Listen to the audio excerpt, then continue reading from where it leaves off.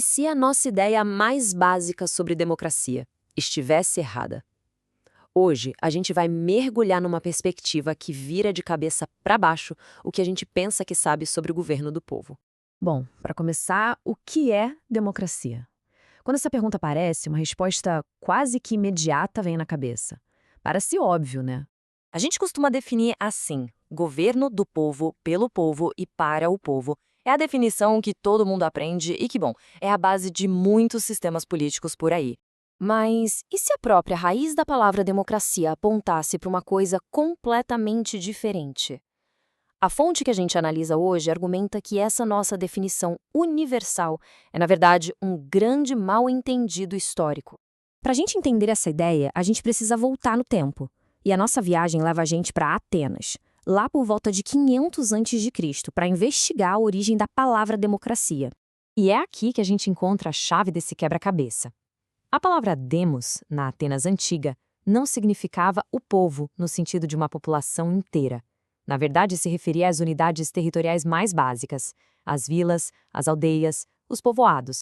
Portanto, segundo essa interpretação, a democracia original não era o governo do povo no geral, mas sim o governo dos demos, ou seja, o governo das localidades, um sistema de poder radicalmente descentralizado.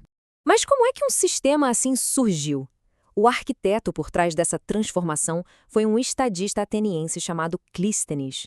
E ele tinha um problema bem sério para resolver. O poder estava todo concentrado na mão de umas poucas famílias ricas, e a lealdade das pessoas era baseada no sangue, na família, e não na comunidade.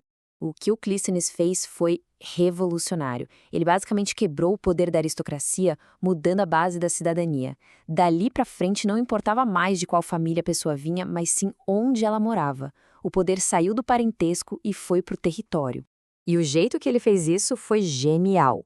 Primeiro, ele dividiu a região em 3 zonas.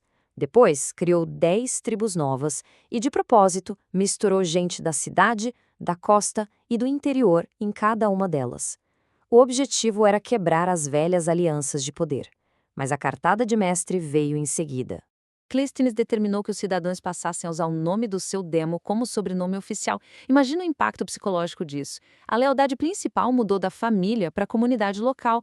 O demo se tornou, de forma simbólica, a nova pátria de cada cidadão. Ok, mas essa ideia de poder local ficou presa lá na história antiga, certo? Bom, a fonte argumenta que não. Existe um eco desse modelo hoje, num país famoso pela estabilidade e pela democracia direta: a Suíça. O sistema suíço é descrito como uma confederação de municípios. O poder lá é extremamente descentralizado. Os cidadãos votam diretamente em leis locais e nacionais com uma frequência impressionante.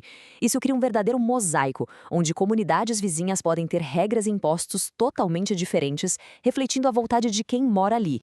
E os paralelos são de cair o queixo. A base do poder em Atenas? Os demos. Na Suíça, os municípios. Os dois sistemas se baseiam na votação direta. E os dois compartilham uma outra característica fundamental: a conexão entre ser cidadão e defender seu território. E essa conexão com a defesa é uma peça-chave no argumento da nossa fonte. Vamos entender melhor essa ideia do cidadão-soldado. Lá na Atenas antiga, a efébia era um serviço militar obrigatório que transformava os jovens em cidadãos e soldados. De uma forma bem parecida, a Suíça hoje mantém um sistema de milícia popular, onde o serviço militar é obrigatório e os cidadãos guardam suas armas e equipamentos em casa, prontos para defender sua comunidade. E aqui a fonte faz uma afirmação poderosa. Tanto na Grécia quanto na Suíça, a democracia direta só se tornou realmente forte quando a população também se tornou poder armado. A lógica é simples: um governo não consegue impor leis impopulares para cidadãos que são eles mesmos o exército, e só ancora o poder na comunidade de um jeito que só a eleição não consegue. A defesa do território e a decisão sobre ele se tornam inseparáveis. Então, juntando todas essas peças, o que essa análise está propondo? No fundo, é uma redefinição do próprio conceito de poder democrático. O ponto crucial é este: talvez a questão mais importante da democracia não seja o direito de todo mundo votar, mas sim a localização do poder. Nessa visão, uma democracia de verdade é aquela onde a autoridade final para decidir sobre leis, impostos e a vida em comunidade pertence à menor unidade possível: o município, a vila, o demo.